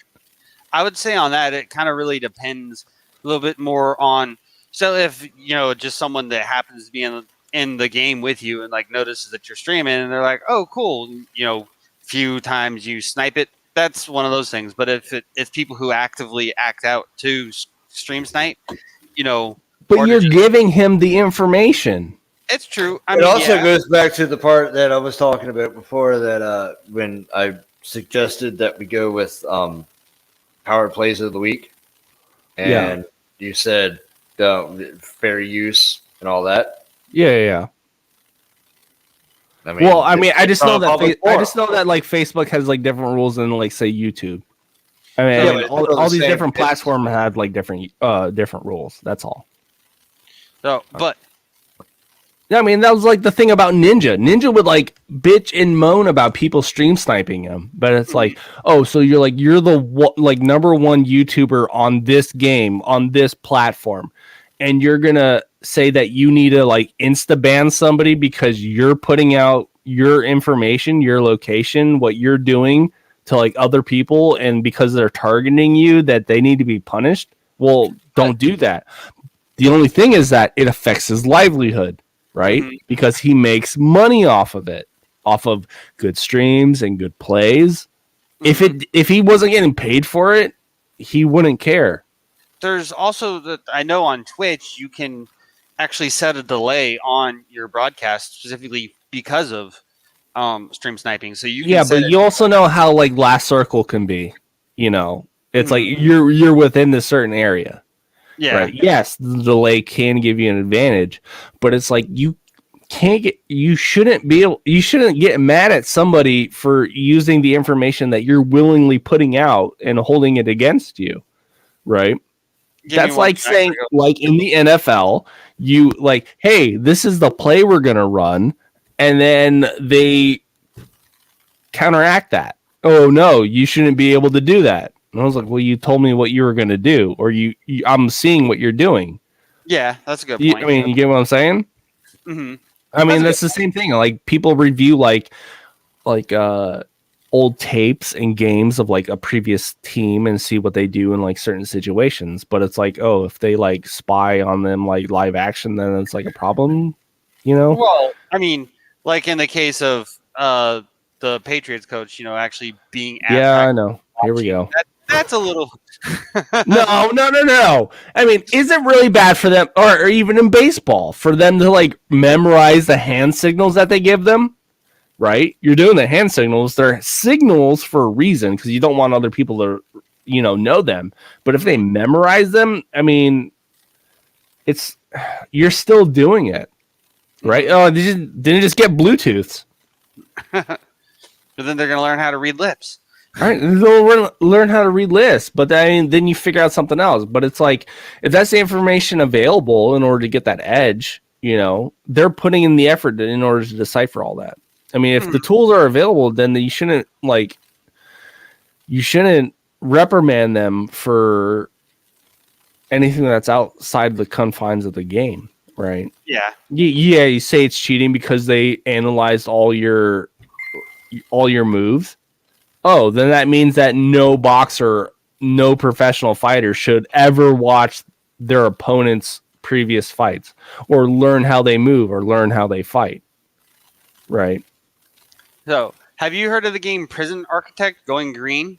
Not going green. I've heard of Prison Architect though. Okay, well, Yeah, apparently it's on a free weekend right now. Oh, okay. Up to 75% off, and it's $9.99. Click for details. I've just opened up Steam because I was going to look up that one game you were talking about earlier. Hey-ho. Okay. Hey, there's an update to Green Hell. I don't know what that is. It's a survival game. yeah. Like the Oh, here's a Wars. quick burner. So everybody's heard that Hitman 3's come out, right? Long anticipated because the 1 and 2 were great remakes or great games that came out. So Hitman 3 has been come out and it's highly praised. However, users have found a bug in which people are speed running like the first level and they can beat it in like less than 10 seconds. And I've seen the clip and it's pretty much where like their character like walks into this, like 7-star hotel in like the Middle East or whatever. And like your 2 targets are there, in which in the game you're supposed to observe, oh yeah, this is their placement. Now how do I get to them? And what's happening is that like people are just like walking in and they just cap one, cap the other one, and then just like walk out. And it's like literally like less than 10 seconds. So Okay, but I mean, is that a glitch or is that a strategy? I mean, if you are gonna speed run it, but I'm pretty sure like the developers are like pulling their hair out, and it's like, this is not what I wanted the game to be like. This is not how I wanted them to experience it. But it's like, all right, you put them there. I mean, yeah, same thing like we were talking about. You're like fitting the confines of the rules, right? They're there. If I can pull this off, then it should not be that big of a deal. Speedrunners will 10 do seconds everything for one possible. level. 10 seconds for a level. Whatever it takes. Oh yeah, and I've seen like they're all about world records and yeah, I've seen tournaments where like speedrunners will like run like known glitches in order to just get the run, and then like they hold it well, I mean, it's in the game. It's something that we can do about. So it's not an exploitation. It's yeah. This is what happened. it is an exploit at that point, but it's like when you're working on like Super Nintendo or Nintendo or something where it's like it's bound to happen. Just like on Mario. But then what they do is like, oh well, if that doesn't work, that time counts against you. So, but just like on Mario, when you jump on top of the map and run across the. Oh yeah. So it's like that's like built in. Right. Yeah, that wasn't a glitch. You could do that. Yeah. It's not a glitch. It's not a bug. You could do that. Right. So moving on to our next story. So you guys are Warzone players? Yeah or nay? I haven't played it yet. Okay. Not so much Warzone. I do play the actual multiplayer though. I do right, actually. so- I gotta take 5. I got a bathroom 10-100. All right. Sorry. That's 10-200. Continue. But, all right, so we got Call of Duty's Warzone players are fighting against the pay-to-win rose skin. So if you guys haven't played Warzone, there's a character. I'm going to share screen now. So everybody can see what the hell I'm looking at. Yeah. So there is a skin in Call of Duty for Warzone. It's a rose skin. It's called a Rook, and you can see completely decked out in black. However, the problem is that this black character completely blends in with the shadows of the game. And so what happens is that, yeah, look at this. This lobby right here. Is this on the Cold War version of the game, or is this on the? I mean, if you get the Cold War version, I mean, that skin should have been available at that time. I don't know when exactly the skin came out. Because I do know that I remember seeing the Rook skin. In Modern Warfare, I think. Right. And so what it is like, yeah, you totally get an advantage because you blend with the shadows, depending on what your settings are, right? Mm-hmm. And especially console players, when they can't adjust their settings as much as PC players, they're not going to see this person. And so all it is that people are just bitching that, oh, you pay and you get this advantage over everybody else. Oh, I had to sneeze there. I'm glad I muted my mic. But this hasn't been like, this isn't the first issue, because there have been like blueprints that have like come out where, you know, some guns will have like better stats than like regular guns, right? Mm-hmm. And I do get the pay to win. It is unfair that if you pump enough money into a game, that you get the edge on your opponents, right? Some might not think of that way, where it's like, well, I paid the money, so I deserve that. But I mean, it should be fair all around. Mm-hmm. And so the bullshit thing about this is that, yes, they are able to say, yes, it's unfair. All they did was say, oh, we're not going to release this skin again in rotation. That's it. They're not going to take the skin out of the game. They're just going to say, we're not going to bring it back in the rotation. So they're just going to leave it in. Hmm. But then again, with that and their anti-cheat, oh, Jesus. All right, here we go. Oh, and there's memes as well. There's always memes. Like this. When you fire one bullet at a squad of rose skins, it's like all of them are there. You know, because you can't see them. You know, more videos on that. But let's see. Moving on, since we were just talking about Call of Duty. So if you haven't played Warzone, then you may not know about what's called a stim glitch, which the stim is basically a syringe that gives you health back in Warzone, right? And there was a glitch that allowed you to immediately, continually inject yourself, giving you like infinite life. And really? Warzone's BR, so there's like a hazard that comes in, creating a circle. Circle's a safe area, and outside of the circle is hazardous and will kill you, right? So what the syringe will do is like give you infinite life, so you can be outside of the circle, continually healing yourself, right? That was the glitch. So somebody figured out that you could do the stim glitch after they patched it. And what it basically comes down to is that if you have about 50 grand or so in Warzone and you're towards one of the last few circles, you can basically, you and a team can sit by a buy station, buy up syringes, and just inject yourself the entire time. Right? Which, granted, that is more acceptable than a glitch, which just allows you to do it infinitely, right? This one panders on whether or not you have enough money for it, right? And so if you're, you know, if you're succeeding within the realms of the rule set, that makes sense. But if you're like exploiting an actual glitch, that's completely different. Like people jumping into walls or into loot crates or whatever. Mm-hmm. So it's still, but then again, it's like $50,000. That's still, I mean, that's a lot, right? Just getting to that amount of money, if you're playing like regular Warzone, mm-hmm. that's a feat in and of itself, right? Oh, yeah. So you would have to, you would have to make a lot of kills or loot a lot of places to get that type of amount of money in order to do it. but it's still. I mean, you would. But the thing is, you would have to wait. Close to the last circles. I mean, it's not like stim glitch where as soon as you get the game, you get the stim, you can sit outside the circle like in round 1 forever, and nobody's going to go all the way across the map to get you, right? Mhm. So this one, at least, it banks on the amount of money. So if that being the case, if they also have that amount of money and they were by a buy station, they can do the same thing, right?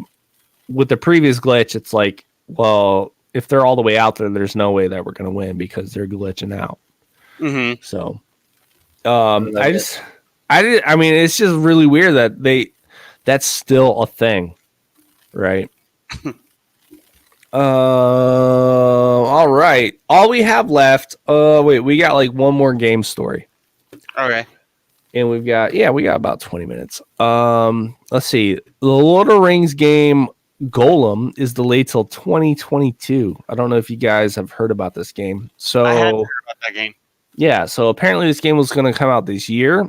But it's been delayed. It was going to come out to PC, Nintendo Switch, PlayStation, and Xbox.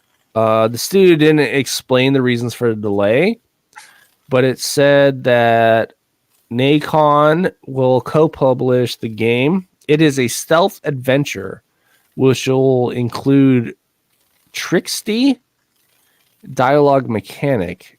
Reflect on the main character's dual personalities. You'll either pick either Golem or Smeagol as the narrative option. PS5, however, will take advantage of the console's ray tracing capabilities and DualSense controller adaptive triggers. So, anyways, here's this game that came out. Yeah, there we go. And so it was supposed to be like a stealth adventure. There was a game that was similar to it. Like Thief? Maybe Thief, but Thief was like more stealth. I can't remember the name of it though. I remember like what the character looks like, and it's like this green goblin looking guy. Okay. But so it was basically based off of that. So it's like stealth and adventure, probably some platforming. I don't even know like how it plays, like first person, third person, platformer, or what, right? Mm-hmm. So is Trixie precious? Yeah, pretty much. And then I mean, for them to actually make a game off of Golem is just like impressive of itself. But anyways, this game's going to be delayed to like next year. Milking them cows. Yeah. So I thought I'm going to have you present a story while I take two. Okay. What do we got, buddy boo? I thought he was gonna give me the story, but okay. So Oh wait, am I supposed to give you the story? no, I have one. Oh, okay. Yeah, I think you meant present your own, eh? Yeah. It took me a second to gather that. All right, I'm gonna be like Niko. I need to take two. Yeah, well, you know, that's So- what it is. So I've got a couple ones that we do. I don't know. So this story right here, The Witcher, is about the TV show The Witcher. The Blood Origin, Witcher Blood Origin can reveal the tragic backstory of Witchers. So The Witcher Blood Origin will be a 6-part prequel to Netflix's Witcher. This limited series can reveal the monster hunter's tragic backstory. Witcher Blood Origin, the upcoming 6-part prequel for The Witcher, is set to depict events 1,200 years before Geralt's story, but it's also likely to review the tragic backstory of Witchers. The Netflix fantasy drama's explosive season 1 success has prompted a surge of fans to deep dive into the show's lore via the original book series by Polish author and Polish name and Polish last name, and the subsequent video game trilogy from CD Projekt Red. It's this voraciously consumed lore that illustrates a dark and odious past for Witchers, who are chosen to become monster hunters in their youth due to their natural aptitude relating to the craft. So I don't know if how much you know about The Witcher. I'm sure our viewers have a little bit of knowledge of The Witcher, but basically in the game, you're a monster hunter, and you travel around. Basically, for the most part, it's an open world RPG type game. So you go, and there's obviously overarching story with an overarching list of goals that you have to complete, but effectively it's throughout the movie or the game you're killing monsters. And then The Witcher is a TV show that Netflix did about it, and this one is going to be a prequel, and it's going to be more of a lore type thing for The Witcher. So it's going to tell more about The Witcher, which I didn't even know there was a book. What? Yeah, I didn't know there was a Witcher. Yeah, there's like several books. Yeah, I didn't even know that. I've never even played any of the Witchers. I've always wanted to, but 2 and 3 are good. Yeah, you can skip 1. I played 2 and 3 myself. Actually, I think I might. I don't know if I'm going to play a game. I'm going to play if it's a series. I'm gonna play 1 is super rough. It is rough. Like I had the same mindset. I'm like, I'm going to play them through. Then I'm like, 1 is like really rough. Was it Witcher 1 or Witcher 2 that was basically like a softcore porn? 2. 2? Yeah, Okay. but I mean, if it's that rough, then I mean, so is Dark Souls. But I've played those. Oh, you mean when it was Demon Souls? No, Dark Souls. Demon Souls came out first. What? He's not Yeah. saying rough as in the game is just a pain in the nuts. He's saying rough. It's Let me. All right, let's go from the jump from GTA 2 to GTA 3. yeah. Completely different play. Yeah, completely different play style. Oh my! I mean, well, then again, Witcher 1 was still like third person and everything, but it is rough. It's just rough. Like if you were to go and look at Fallout 1 versus Fallout 2, completely different games there. Also, maybe let's go like 2 to 3. Well, yeah, there's a big jump. Fallout 1 and 2. Fallout 1 and 2 was pretty much the same game, but then when you go from Fallout 1 and 2 to 3... Yeah. So it's basically that. Like, it's not as smooth, different play style. Like, it's rough. So, like, I recommend start at 2 because you're not missing out on that much story from 1. You can wiki that and just start at 2. But Okay, yeah. Fair point. Fair. I mean, and it's okay, but when you make that jump, I guess if you were to fully complete that game and you were to make that jump, it would be that much satisfying. But like, I'm at a point now in Witcher 1 where it's like, I just can't play this game anymore. It's just like it's that bad. Shit. Wow. Yeah. Okay. So holy shit. All right, on to movie news. Okay.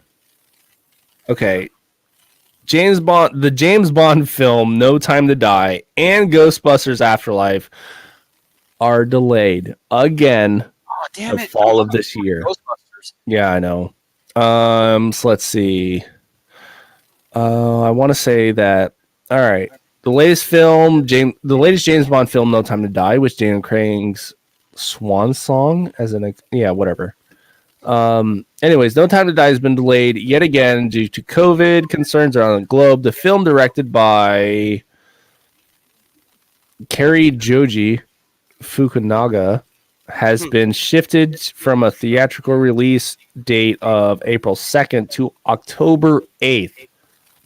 Damn. So now delayed like a whole year after the fact, year and a half after the fact. Yep. No Time to Die was originally scheduled to come out in U.S. theaters April 10th, 2020, but thanks to, pandemics, it's been delayed to October. Let's see. A slew of Sony movies were also pushed on Thursday, such as Ghostbusters Afterlife, and Cinderella. with Camila Cabello.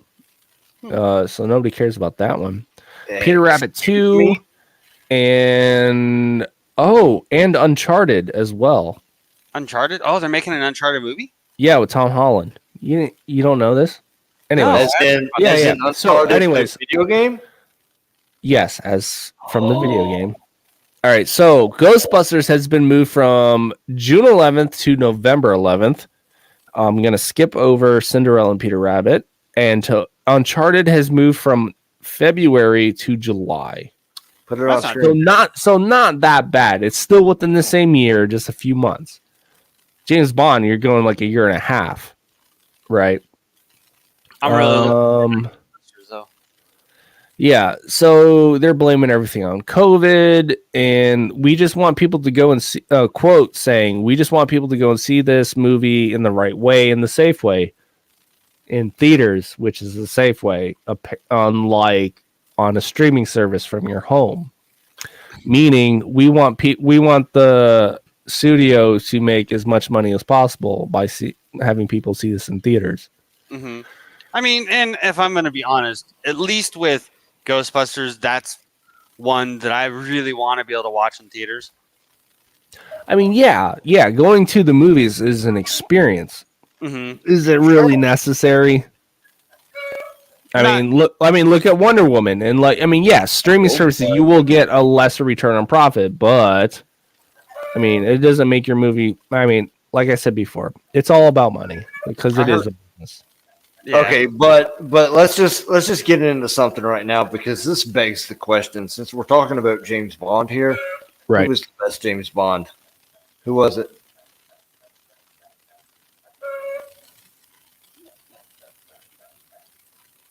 Sorry, I was chewing ice. In my opinion, Connery. Sean Connery. Okay. Yeah. All right.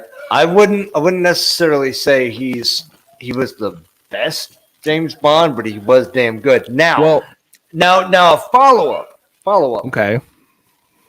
Is Daniel Craig a good James Bond? I was going to say he's my favorite. So Daniel Craig? Really? In my opinion, each Bond fills a different personality aspect of the character, right? Yeah. For me, Connery was he was the first. He fit more true to the books, right, as a character. And he actually did spycraft in those movies, right? And so you had Roger Moore. You had George Lazenby, which was a one-off hitter, right? Which his character, granted, his movie was whatever, but his character was good as far as what the book was, right? And then you had Roger Moore. That was more of the quippy, comedic aspect of Bond, in which he did. Yeah. And Roger Moore is a pacifist, and so he doesn't like fighting or violence or any of that stuff. So you also have to take that into consideration, right? Sure. And after that, you had Timothy Daltrey, which his Bond was good as well. That's the first Bond that I actually ever saw. I saw, we had Living Daylights recorded on VHS, and I watched that like a million times. And so that Bond was good, which then led to Pierce Brosnan. His was good, but Pierce Brosnan's character also focused a lot into the gadgetry of the Bond character, right? Yes. And then it went way to the extreme, right? Like way to a car that turns invisible. I mean, that's too much. My personal favorites it's a toss up between Pierce Brosnan and Roger Moore, because they have the essence of James Bond. Daniel Craig, to me, I mean, he's trying. He really is. Right. He is trying, but I don't get the James Bond essence out of him. You know what I mean? Yeah, but also Daniel Craig, Pierce Brosnan, Roger Moore, even Sean Connery. Yeah, they are James Bond. Yes, and so Daniel Craig fills another facet of James Bond. Daniel Craig is more of the brawler, the physical aspect of what James Bond should be. right? But then again, Daniel Craig also doesn't like guns. So think about how many fight scenes Daniel Craig gets compared to everybody else, right? Yeah, and how many times he actually uses guns compared to everybody else. I think he's trying too hard. He's also tired, and they're paying him a lot of money. He said that he was done with Bond after Skyfall, and then we all saw how Spectre ended up, right? But then again, that's also that's also on the director and the script and everything else, right? But he said he was done after that fact. So if you just look at like every if you look at it like every Bond fills a certain aspect of that persona, right? The different facets of that character, then all you have to do is just say, okay, well, which one appeals more to me, right? So for me, Sean Connery, A, being the first, B, doing actual spycraft, and being, the womanizer that he was in the 60s. Like, he wasn't afraid to smack a bitch. I mean, that's... My God, could you imagine if that was made nowadays? Yes, that's what they... Oh, yeah, but then, what was it? Skyfall? Where, like, he falls in love with, like, a prostitute that was, like, taken into... No, was like had feelings for a prostitute that was taken in as a child and then was like killed, like that he like knew for like 6 hours or whatever. And it's like, all right, yeah. And so it's like, come on, bro. Yeah, man. Yeah, but I mean, his fight scenes are good. I mean, it's great, but it's just like the scripts weren't all that, Right. But then again, they're also coming off of it on the fly. There's no books to reference, nothing. Except for like maybe Spectre, where they tried to do a lot of things, but it just didn't work out. Let's see. We got 3 minutes left. All right, real quick. Thoughts. Michelle Pfeiffer would return as Catwoman in the Flash movie, which is supposed to be like a Flashpoint movie where they bring in Michael Keaton as Batman. But nobody's asked her yet. Any thoughts on Michelle Pfeiffer coming back as Catwoman? I think that would be awesome, especially with. I think it would too, but Michael Keaton is never going to be Batman again. He was great. Michael Keaton was great. He's cast as Batman. It's happening in the Flashpoint movie. It actually is going to happen. Yes, he is cast. Because Michael Keaton had said, "I will not be Batman again as long as some person is still alive." I can't remember. Maybe Schumacher. Yes, and as soon as that person died, Michael Keaton was like, "All right." Oh yeah, some producer or something else. He was like, "Yeah, I'm not gonna be Batman as long as this guy's here." Well, Keaton's coming back. Good. So. No, you know what? That is good. I honestly did not see that coming. I haven't read anything about it. So, but yeah. All right, we've got 2 minutes left. So we're going to take you guys out. We are the Ale Train Fighters on the WO Entertainment Network. You can follow us here every Sunday from 3 to 5 Eastern Standard Time, or 12 to 2 Pacific. Yep. And 4 to 6 Central. I think that might if my math is correct. Time zones and stuff. Yeah. Anyways, it's been fun chatting with you guys. I'm Don. You can find me on my socials at Screaming Hanya for our Instagram, Twitter, and also follow my meme page, Nerdish Me Senpai, and my streaming page, Game With Me Senpai. Athen, how about you? So you can get me at 1700 somewhere or Ale Train Fighters on Facebook, or also Athen Daily on Facebook. Same thing on Instagram. I think it's 1700 somewhere. Twitter is at 1700 somewhere. Read our ticker.